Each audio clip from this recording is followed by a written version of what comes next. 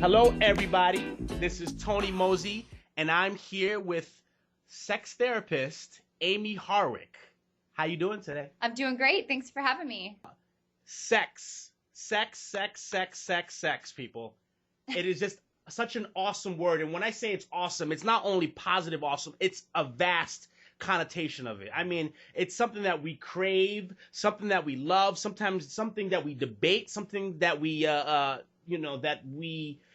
it's everything that we argue upon, we dramatize. I mean, sex is just all encompassing, everywhere, amazing. It's just crazy. And I'm glad that I have someone here who's a professional who we can have fun and talk about this wonderfulness. So once again, thank you once again. I'm here with Amie Harwick, who is a sex therapist, sexologist, and she wrote the book here that I need to show. The New Sex Bible. The New Sex Bible. Yep. The New Sex Bible for Women. But I read this book myself.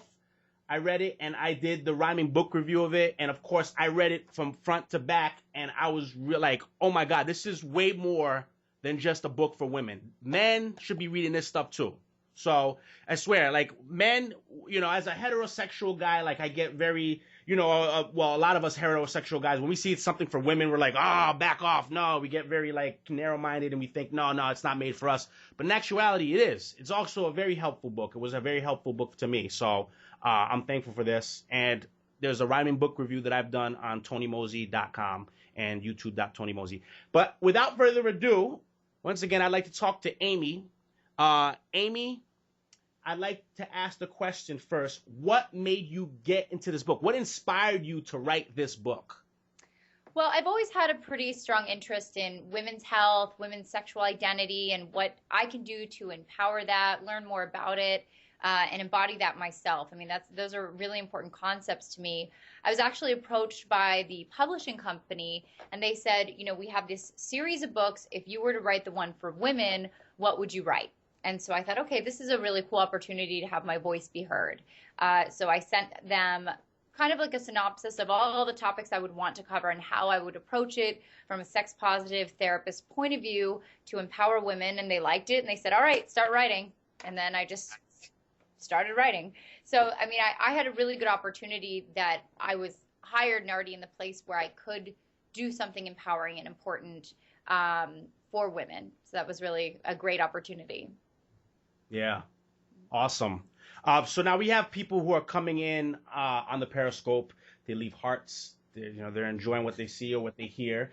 And then also people, chime in. One person said it was an interesting book title. They said interesting book title. Yeah, it is. Well, but it's more.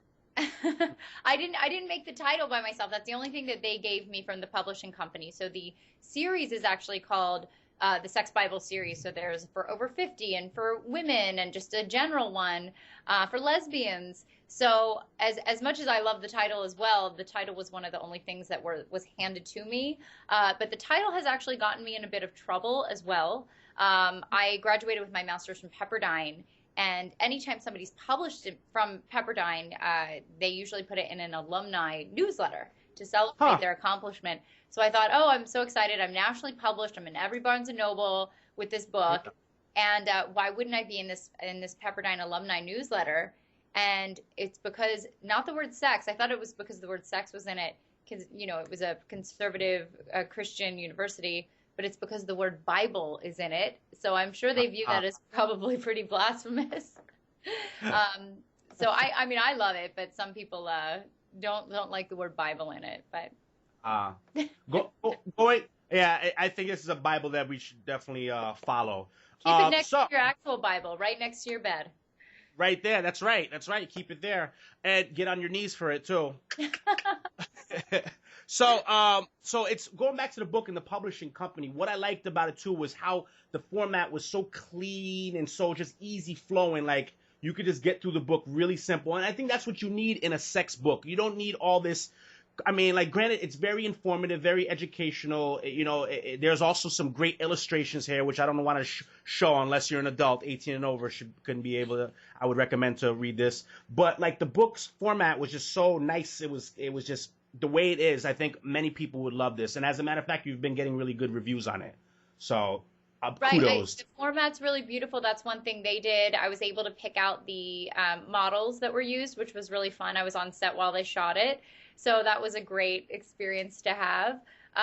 But they wanted something that was a little more simple, and that's all their books have that format. I come from a more academic background. I like reading very dry nonfiction because, that's how I roll.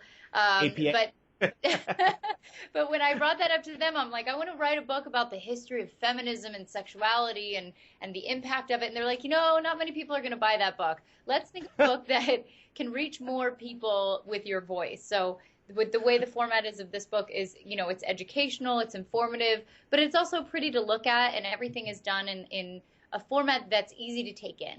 Because if you make it really complicated, you're going to limit the audience and limit the amount of people that will take in that education that's very needed. Yeah, exactly. Get into the nitty gritty of things. I want to ask the broad question. Always got to ask a simple question, but who's to say that these people don't know the obvious answer? So I'd rather ask that question because it may not necessarily be so obvious. But is sex important? Why? Why not? Well, sex can be very important. Now, as humans, we are naturally sexual beings, just like all animals. Animals have sex. We have sex as people. Now, is it important? I'll give you an example of a case that I've had. If I have a couple that comes in, both partners in the couple say that sex isn't that important. They haven't had sex in a year, but it's not a problem to them. Is it then a problem? No, it's not. But that's very, very rare that happens, that two people are on the same page and they're not very sexual people. Most of the time, sex is important within a couple. And most of the time, there's going to be a discrepancy on the needs. So that's going to cause maybe issues or reasons for more communication or education. So sex, in general, most of the time is very important. Okay. So whether dating or in marriage, sex is important. Like, couples should be getting it on. I mean, is there like a way to quantify let's that's healthy or not? The couple should be getting it on. So to me, should is like a 4-letter word. It's like the F word. It's like dropping. It's the should bomb. Don't drop the should bomb, because what that's saying is that something is occurring or not occurring that needs to be occurring. And again, with dating or marriage, if two people are on the same page and they don't want to have sex, no problem there. It's not that people should be getting it on or they shouldn't be getting it on. It's let's reframe that statement. So is sex important? Let's cross that out and maybe reframe that statement as is communication about sex important? Yes, absolutely, 100%. Is education about sex important? Absolutely, 100%. Is it important to be on the same page with sexual values, morals, ethics, ideals? Absolutely. Whatever those things might be. So that's what's important. Okay. Yeah, getting all the hearts there. Periscope. Oh. Wonderful. They're loving it. Heck yeah, saying heck yeah in the crowd. All right. So with your clients, I mean, what are the issues you're normally seeing in clients that come to you? Well, I'm a licensed psychotherapist, so I see all kinds of issues. Not all of my clients are related to sexuality. I think some people think that's all I do all day is talk about sex, and that's only partially true. I would say about half the time I'm talking about sex. But a lot of my clients come in for issues related to depression, anxiety, grief, breakups. I mean, all the normal life stuff we go through. But what's interesting is because I have a degree behind my head in my office that says Doctorate in Human Sexuality, people say, now that I'm here, I've never brought up this one thing. So it opens up the ability to communicate about sexuality. As far as clients that come to me about sex-related issues, I think the common misconception is, oh, you deal with sex addicts, right? Well, sex addiction in and of itself is not a diagnosable term, so scratch that term out. I usually re-educate my clients on what that means if they bring that term up. But a lot of I would say about half of my male clients that come to me about sexuality come because they have a low self-esteem and find it very difficult to be comfortable and be sexual with a woman. And I think that the way we sensationalize sexuality in our culture, we sensationalize it as men having to be macho and have an ego and make moves, and this whole slang term F boys. I'm not going to say it because I don't know what age range is here, but we have a whole culture of people sleeping around and men being macho, and and then we recognize the term slut shaming for women, but we don't really recognize the shame that men get culturally from the way that we talk about sexuality. So I have a lot of men affected by that, and they come to therapy for it. Wow. Mhm. Yeah, it makes sense too.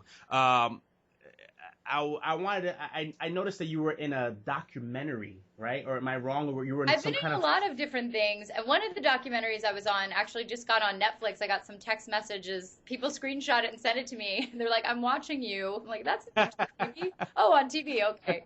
Um, there's one called Addicted to Sexting that just came out on Netflix. I filmed it a couple years ago. And they wanted to talk about the positives and negatives of sending sexy text messages. And I think it's a really important topic to talk about because that's a modern day problem. Back when I was a teenager, nobody had cell phones, so nobody was sexting. You know, maybe you had a disposable camera and you took a sexy picture, went and got it developed and mailed it to the person you liked. I'm dating myself here, but back in the 90s. But now it's common with teenagers. So then you're looking at, underage laws that could be violated. And it's also something that doesn't just delete. So, if you send sexy pictures to every ex-boyfriend, a lot of people have your sexy pictures, and that could be used against you. So the documentary was interesting because I did my part. I talked about people's freedoms and how that could, of course, can be exciting, but there's also risk. I give my academic opinion, but I also referred one of my closest girlfriends to talk about her experience. And she had an experience where she sent these photos to a guy she was dating appropriately. They were together a year or so. They had a very nasty breakup, and he got real mean, and he put her pictures all over the internet, said she was an escort, put her phone number, and she was harassed not only online, but through her phone and at work. And it really affected her. She didn't leave the house. She suffered from severe depression. And through the documentary, she spoke about it for the first time and became very emotional, and that experience was very transformative for her to be able to talk about it. So, so that was one really cool thing the documentary provided to that person. But yeah, it's an interesting documentary. yeah. So she has a documentary she's on sexting on Netflix. So definitely check that out by Amie Harwick, Dr. Amie Harwick. So what are your thoughts on penis pics? Because there's this now revolution of men thinking that it's the thing. Now, what is your survey on that, on women and guys, penis pics? Oh man, there's the therapist in me, and then there's the woman in me. And the woman in me, when I hear this, is like, no, guys, stop it. I just, it's interesting because almost every girl I know, when she's gotten one of these photos, unless it's from her long-term partner, and maybe they've got a long-distance thing or some agreement, almost all the time, you know what girls do? They show them to their friends and they laugh about it all the time. Don't do it unless you really know and trust your partner. Same thing with women to men. Don't do it because guys are probably showing their buddies like, hey, look what I just got. So, guys, be really careful. Don't send that around. True. To be frank with you, I do recall there was a moment in history where it was cool to do it, but it was a brief moment in time, and even Stephen Hawking will tell you that. I don't know if you guys got that reference. But anyways, so as far as access to eligible partners, whether it's sexually or romantically, like, do you believe women or men have it better in that regard, like these days? What do you think I think that the cultural feeling is that women have so many options, and that men are the ones courting and running after women. But what I find now is with the availability of people and that pool of people getting bigger that you can pick from on with the dating apps that are out, especially the swipe related ones where people are just presented to you in quantity. I feel like both are probably equal. A lot of women feel that, and I see this in sessions, a lot of women feel that they deserve so much more, that even though there are so many guys at their fingertips, they might feel that they're owed a better partner, a richer partner, a more powerful partner. And I also see that with men, because they can see the availability of so many women. They want a better looking partner, a younger partner. And they'll just keep going through people and feel unsatisfied because they don't typically find what they're looking for if they set up that structure for themselves. Yeah. Entrepreneur said, go to a real bar, a 3D Tinder. I think ultimately meeting in person is great. And I think that that's ultimately the best way to do it, whether it's at a bar or you find a hobby and you meet someone there, commonalities bridge people together. But the reality is that some people are really scared to go out in person. Some people don't have a lot of hobbies, or they work a lot. So, I think that opens up the availability, but it's not something to rely on. It shouldn't be your only option. It should be one of many things that you might do to meet a potential partner. Right, right. So besides Tinder or any other swipes, or even just the ones that are not so swipey, going to a library or a spiritual place, yoga, meditation. I don't know. People always want to know, where can I find somebody? And they always think it's just the bar, but I believe it's beyond the bar. I believe that Beyond you go to the bar. other places, That sounds right? like a good title for a dating book. Beyond the bar. Ah, But it's wherever there's a social gathering, and it's the availability of people that have things in common with you. Commonalities go together. Birds of a feather flock together. That statement is true. So wherever you can find people like yourself, and whatever that means, whether that means you like the same band, or maybe it means you're both very socially motivated or politically interested, whatever that might be. But I think that people have a hard time getting out and just making friends, and that's what's becoming harder and harder with the availability of a lot of social networking and technologies, is that it's harder just to go out and say, hi, I'm Amy, nice to meet you. Hey, you want to get coffee sometime? Let's exchange numbers. And I help coach people in session, and we role play conversations on how to do that, because it's getting harder and harder. Isn't that something? I think that's going to be the new phenomena for therapists, is to teach clients how to do what we would then call it traditional way of communicating. But right now, like what you and I know, is the whole meet up in person, shake hands, perhaps more physical. And that's going to become the new issue, I think, is that people are going to have, problems with knowing how to speak to somebody in person, or what the etiquette is when you're in front of somebody. The apps can be great as a bridge, but to rely on the apps as the only tool and to stay on the apps is not a good idea. So usually when I have clients, and a lot of my clients are on dating apps, I usually advise them, okay, meet the person on the app, but then get out in real life and talk to them. Don't sit and message with them forever. Get out face to face and see if there's a connection, and if not, move on. That's okay. Yeah, exactly. I'm going through different questions here. I have some questions, but then of course she says, I've spoken with Amy on the phone before, and like she knows the gamut of everything historically. You could talk to her, and I think Amy could go on for days, like speaking about things related to sex. What was the last, you did a demo at some university? I think it was with an Asian population on some kind of I think you're mixing up two different things that I did. I do in-services at Pepperdine about 2 to 3 times a year, because what many people don't know is that an MFT, a marriage and family therapist, or a psychologist, they're not really required a lot of sexual education. So you think a marriage and family therapist would at least be schooled enough to talk about sex. And with the MFT programs, you have 1 unit. Normal classes are 3 units. So 1 unit, which is like a weekend course or a short duration of classes, shorter than every other class, about sexuality. And psychologists have 0 required sexuality education classes. So they bring me in, and I talk about just a 2-hour in-service. I talk about sex therapy, the history of sexology, issues that come up in session, and then I kind of give a one-on-one of kinky or alternative sexuality, so they know the lingo when they have a client that comes in and says, hi, I'm polyamorous, I'm in BDSM, and I'm a lifestyle submissive. That. So wow. I give them the 101, like, okay, if you have a client that says these things, here's what this is. So I do that at Pepperdine, and what I've been told by the professors there is that my in-service goes over better than all the others. Of course, it's fun and educational. Yeah. And then I also have been working a lot with a education group of Chinese women that came to San Francisco last month. And, in China, it's very repressed, very conservative. So many of these women had very little sex education, maybe had their first kiss in their 20s, maybe were still virgins. The women were between 30 and 50 years old.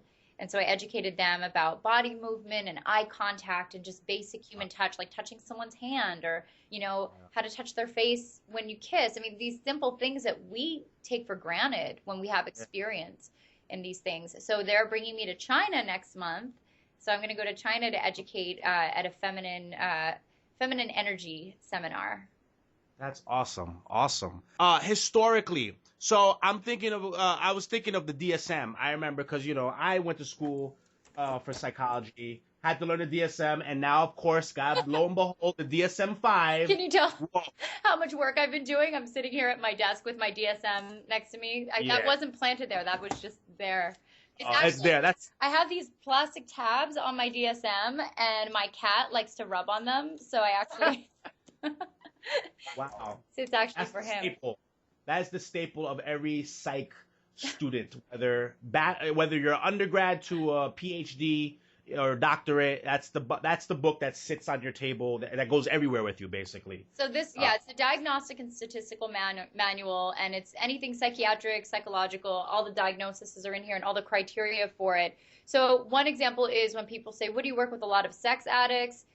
Or people will call me and say, "I think I'm a sex addict. I'd like to come in and get treatment." If you go to the sexual dysfunctions chapter right here, sexual dysfunctions, Wow. you will not find a diagnosis called sex addiction. So, this is the Bible of diagnosis, and this is what we go by for that reason. And there's still a lot of controversy about diagnosing people, labeling. So, labeling psychiatric terms can be problematic in many ways, but sex addiction, it's not in there. So because the DSM, I mean, it was used to classify, sexual actions that, like back in the day, I could have sworn back in like the 60s, they, anything that was above or out of normal was considered sexual deviance. Oh, right? everything, homosexuality. Absolutely anything kinky, anything out of the norm, and the norm was very restricted.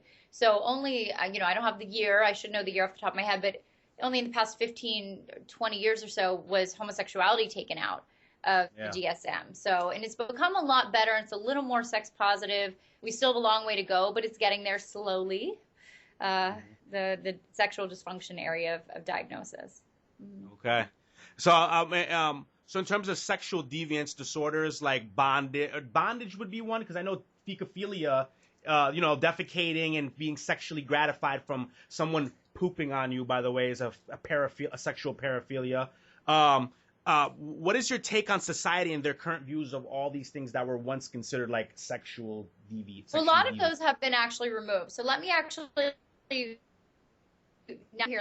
let me tell you what is actually diagnosable in the DSM now, because a lot of people don't know the changes. A lot of therapists don't keep up. If you've been licensed for 20 years, unless you're taking an updated course on what the changes are in sexual dysfunction diagnosis, you might not even know. So erectile disorder, which is when you have issues with erection, female orgasmic disorder, female sexual arousal disorder, pain or penetration disorder, male hypoactive sexual desire disorder, premature ejaculation, substance or medication-induced sexual dysfunction. So if you're taking a medication or you have an illness, and that is it. So. And you said they took that out. All the other things were taken out. These are all the things that are currently in there. Wow. So other than that, a lot of things have been removed. Gender dysphoria is in there, and gender dysphoria is the diagnosis that you must have to have insurance covering gender reassignment surgery. So a lot of people don't know that too, that there must be a label or diagnosis to justify the surgery, and that's gender dysphoria, when you believe that you're a gender that you were not born biologically. And then one of the treatments for that is reassignment to match what you feel inside. Yeah. So, wow. Yeah. Wow. Why is the porn industry situated in California? Well, I think, there's many reasons. To my knowledge, the porn industry centralized and grew in California because it was the only legal place they could actually shoot porn. So I believe as of right now, unless there's been some changes in the past couple of years, this might be the only legal place to shoot it. And there are other places that shoot it, but they're not really prosecuting or going after the people doing it. But a change in local government could absolutely change how aggressive they are at persecuting that. One of the reasons is it's not a lawful activity in other places. Therefore, a model release, which protects both the model and the person shooting this material, it doesn't protect them. So, if you're going in and getting hired and you're shooting pornography and your document you signed doesn't protect you, it's probably not a good idea to do it. So that's why the industry really grew in LA County, because in LA County it is legal to shoot it. But there have been a lot of, there's always legal things that come up with that, but there's been a lot of controversy lately because both local and state government have tried to enforce protection in all pornography. So, all right, I can see the positives there of showing people with condoms, modeling positive, healthy sexual behavior. But, the reality is if you're in a relationship and you've negotiated not to use condoms and you're honest and straightforward with your partner, it's, totally fine not to use a condom. So, it's important to see that modeled as well. But ultimately, it's the performer's choice. Now, there's also some things going on with OSHA that want not only condom use, but also goggles and all kinds of protective gear as if you're going in like a hazmat suit, which clearly probably isn't very sexy to watch. I mean, I don't watch porn with safety goggles, so, and I've never been intimate with someone with safety goggles. I'm sure that's possible, but that's bringing up a lot of issues, because if we push that industry out of Los Angeles, it's not just the porn performers that are hired and that benefit off of this. Think about not just production companies, but the locations that are being rented. That's all Los Angeles residents making money off their homes being used. The manufacturing, production, distribution, it's all here. Oh, yeah, that's amazing to have OSHA want to be part of this whole fiasco. I mean, although I have seen that they're making porn where people are dressed up as lab technicians or scientists, and they're wearing goggles, but other than that, they're not wearing like overboots and like crazy. Well, that's part of the role play. That's different, But if it's mandated, there's a lot that goes into the performer's rights and the consumer's interests. So we'll see how it goes. A lot of my peers that are sex therapists and sexologists, physicians, have been supporting the performers on their side with this issue. So we'll see where it goes. Entrepreneur says that you look like Anne Hathaway. Oh, thank you very much. All right. And I hear some people talking about the DSM. They were, in the audience here saying, they were wondering how much of the influence, Ed's Bookshelf was wondering, ask her if any of the DSM changes were influenced by political lobbyists. I'm sure they are. I don't have the exact details on that, but I'm sure that the changes that are made, they sit with a committee, they have a lot of input from other therapists, they look at political climates, they look at social climates, and they figure out what would be the most ethical way to go. So they wouldn't have made the changes that they made unless there was a need and a demand for that, whether it was the panel of people that they work with or a change in social or political climate. Now, switching gears a little bit, what are some environmental things, like things in the house or places that partners can do, like to utilize, to make the sex more fun and enjoyable? Like, what can they do? Like, what can an individual think about when he's having a girl come over? Yeah, when a girl's coming over and he knows that a girl's coming over, what is he supposed to do? Or even vice versa, what would girls supposed to do when they know that a man's coming over? What are each sex supposed to do in order to make... Clean up your house. Pick up the cat hair. So it's actually a really important question. I actually been consulting with an interior designer that specializes in sex beds and sexualizing and glamorizing your space, and we might do a project together soon. She's Dita Von Teese's interior designer, so I'm really excited about this project. So I've been talking a lot about this concept. Now, first and foremost, on a surface level, clean your apartment. If you're a guy, I can't tell you, when you go into a guy's place and they're living like a frat boy, it is a turn off. And I will disclose a little here. The previous relationship I was in, I get there and the mattress is on the floor, and there's like the bed's not made and there's dirty clothes. And it's like, okay, if this is how you're living your life, what does this mean for me sexually, emotionally, in a relationship context? And that absolutely can say a lot about a person. So you want to present your environment like you're presenting yourself. You want to be put together, make your bed, vacuum the floor, do a wipe down. I mean, make sure it's clean. And I think that's, a lot of people don't think about that. Also, you want to make it feel good, have good lighting, whether that's lamps or candles, have soft, comfortable lighting, because bright overhead lighting or it being totally black is not that sexy. So you want the environment to be able to manifest the behaviors that you want by making it comfortable and clean.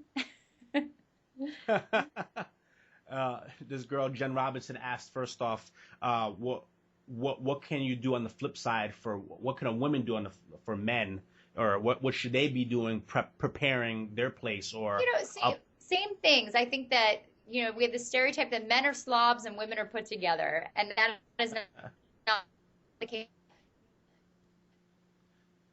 Guys I know if you've gone into a woman's bathroom after they've done their makeup, makeup like sprinkles everywhere. I mean, you don't even want to see my sink right now. It looks like a rainbow of eyeshadow and powder. So for a woman, clean up, same thing, give everything a wipe down, good lighting, make sure it smells decent, clean, same stuff that you would for a guy. Now, if we're going into sexual context, how do you make it so that, it really supports a sexual environment? Well, you want to have places that are comfortable to sit, chairs, couches, a chaise lounge, a sectional. You want to make your bed, presentable for a partner. So things that manifest sexual behavior. If you don't have anywhere to sit or you have an uncomfortable couch, it's not going to really support being sexual. Right. So, and then what about, okay, and what about your surveys on places that give people thrills to go sexually? Like, what are some places that couples or even like just sex partners should go that are like exhilarating, that induce like feelings of like, oh my God, I want to have sex right now? Well, not everybody is that experimental. So I think we're speaking to the people who are exhibitionists or want that kind of thrill. A lot of people are more than happy to have missionary position sex in their own bed. I mean, there's a value in that, and that's totally okay. If that's all you want, that's awesome. How easy. Not everybody's like that, though. There are lots of places that are more exciting to go. If we go to the other end, there's a bed and breakfast, I think it's in Ventura in California, that specializes in BDSM. So you go in and there's all kinds of stuff on the walls to play with your partner, and you can have a good time in there. There's also, again, being in Los Angeles, there's like the Madonna Inn that has themed hotel rooms. It's very interesting. So you can always go to places like that are fun. Many couples that I've talked to spice it up by having sex in public. That's not legal, so I can't condone that publicly. But, that's something that people might do as well. But I think it's also important just to be comfortable in your own place. Make your place that fun, exciting experience. And there's two things we're attracted to sexually, and that's novelty and variety. So things that are new and things that are different. So sometimes when people say, I've been with my partner all these years, I'm a little bored. Well, that happens. You have to change it up. Make it new, make it different. And whether that's dressing in a different way or changing the positions you do or doing it in the kitchen, you can accomplish the novelty and variety with the partner that you have. So it's sometimes takes some creative thinking. Nice. How about going to aphrodisiacs? Pineapple. Is it an aphrodisiac, and does it make men and women's vaginal or penile juices flavorful? Okay, there's a lot of things in that question. First, I'm not a dietitian, so I'm not going to tell people what to eat. So I have to put that disclaimer out there. I'm a skeptic with everything. And so as much as I'd like to say all these things are aphrodisiacs, let's redefine aphrodisiac. And I think I talk a little bit about it in my book. I don't think anything is a magical potion to feel aroused. You're not going to pop something unless it's like a pharmaceutical thing and it's just going to do it for you. A lot of it is placebo effect. And some of it is also just general health and wellness. So if you eat a generally more healthy diet and you're drinking a lot of water and you're well balanced and you're a healthy person, you're going to have better sex. Your body fluids are going to taste better. You're going to be functioning better. And that's a fact. If you're eating, McDonald's drive-thrus every night and, drinking a lot of beer and doing drugs and not sleeping, your body's not going to function well and your body fluids are going to be not so great. So pineapple is a high in sugar fruit. There have been reports that say that it increases the taste or flavor of men's semen. I don't have those answers directly. I've not conducted that study, but the supposed to be for you. So, you'll have to try that experiment out on your own, but it's a healthier food, and healthier eating equals better sexual drive and ability. Makes sense. Yeah. Sense. Where does an individual's sexual beliefs or customs derive from? Religion, biological makeup? I mean, when you see somebody and they have their ways of doing sex, is that because they have somewhere in the back of their head that's like a religious upbringing? Or is that, I mean, where does that come from? Where does that derive from? All of the above. It comes from all of the above. You know, there's that basic debate of nature versus nurture, and it's like a fight for each side. And at the end of the day, it's both of them. You know, as much as I always wanted to fight the upbringing I had, there's, you know, your role models that you had, or the social modeling that happened around you, has a huge influence on you, even if you currently feel that you don't follow those belief systems as an adult. So that has a huge impact. I talk to a lot of people in my office about the impact of shame that they had growing up based on their religion, or how conservative their parents were with the issues of sexuality. Are there also DNA or genetic things that influence how people feel about sexuality? Absolutely. So it's a combination of both nature and nurture, both environmental and biological. Who is this person on the book? Just so people, just to set the record straight, is this Dr. Amie Harwick on here? No. Is somebody asking that, or is that you wondering? No, I'm clarifying that for people, because I know I could get how people be like, oh, to be honest with you, when I first saw this cover, I actually thought really quick that it was you. I'm very flattered, because she is a babe. Her name is Cassidy. I picked her out myself. The publishing company assigned a friend of mine to shoot the photos, and that's Holly Randall. She's one of the first, her mother was actually the first female photographer for Playboy, Suze Randall. She's a huge erotic photographer, and her daughter, Holly Randall, shot this book. And Holly said, you know what, you can help pick out these performers. So here's the link to the adult performer modeling agency, and go ahead and look at them and pick out the people you like. So what I found looking through that, when I looked at female adult actresses, porn stars, there were a lot that looked very young, and I didn't want someone that looked 18 to represent women. Right. I wanted to find somebody that could represent women, and so I feel like she's ethnically ambiguous.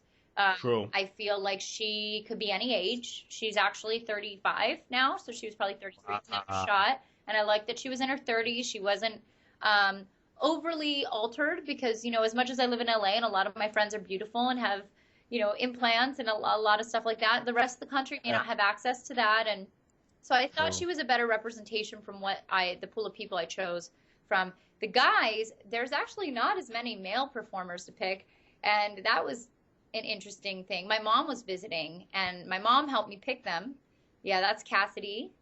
And Danny Mountain is his name. And he was so polite. He was so nice. What's that? These are porn stars. These are porn stars, because the publishing company felt that porn stars would easily be able to look intimate with each other without a lot of coaching. At first, I was going to try to hire my friends for this, and they said, you know what, we've got 2 days to shoot all these photos.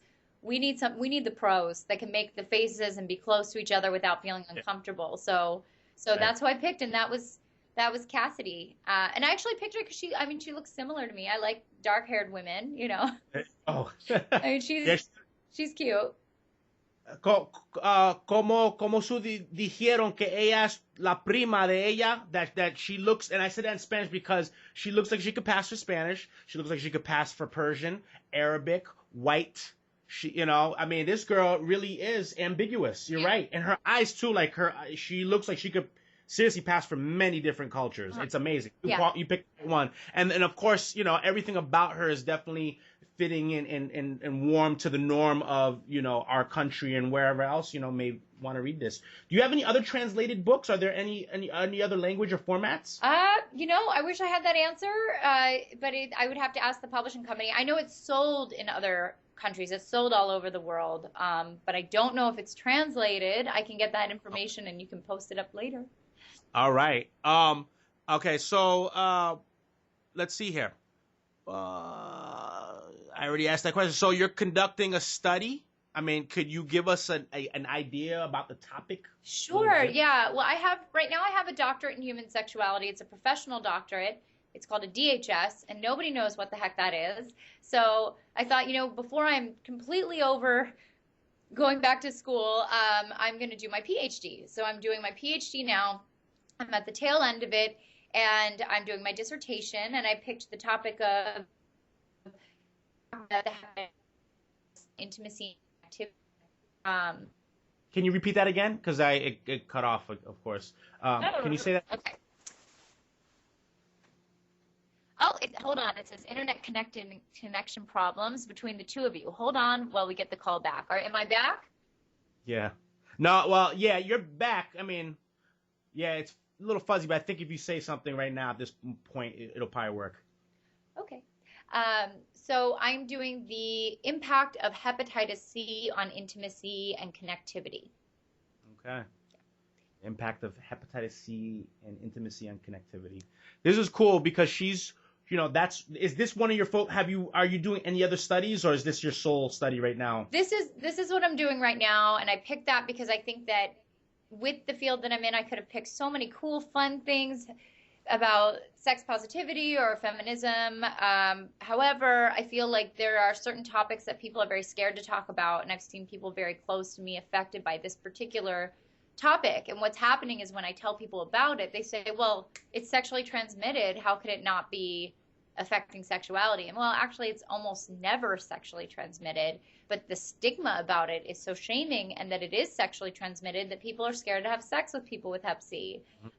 So being able to talk about my study, even before it's done, has already educated a lot of people about the transmission rates, the likelihood of getting it, how people get it, and how they're very much shamed, and it changes their behavior towards others when they have it. Nice. Yeah. All right. So as I'm trying to gather what you're saying, people who have hepatitis C cannot infect another one sexually? The CDC says it's not effectively transmitted sexually. So I think that gives that little window of possibility. Just like HIV, vaginal secretions and semen, it's almost zero presence. However, things like anal sex that cause microtearing and small amounts of bleeding you may never even see still become risky behavior. So if you're having more risky sex, it might be slightly more likely. I've talked to one person out of everyone I've ever talked to in the studies I've done who has gotten it through sex, and that was a homosexual man that never used protection, was doing anal sex and blood play. So when you... Yeah, so that, there was blood present in a lot of his sexual behaviors, and he was having a lot of casual sex. So that became more risky, and that is a more risky way to have sex. You should know the risk of what you're doing, but male and female penis and vagina, or PIV sex, is very, very low or almost unlikely to transmit that virus. Most people get it through intravenous drug use, through birth, through sharing even like a toothbrush with an infected family member. That's possible. Another thing I found through study is that a lot of people don't realize that cocaine use is something that can transmit it, because when people are sharing dollar bills up and putting it up their nose and another person's nose, the nose or the nasal cavities are very similar to the anus in that there's little micro tears.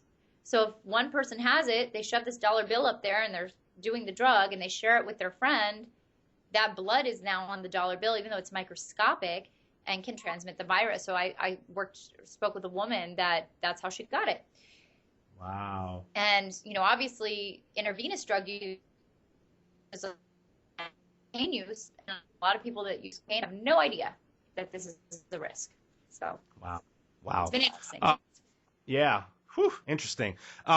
What is one thing or things men complain about when it comes to having sex with women? And how about what are some things that women complain about when it comes to having sex with men? What are these issues that they say?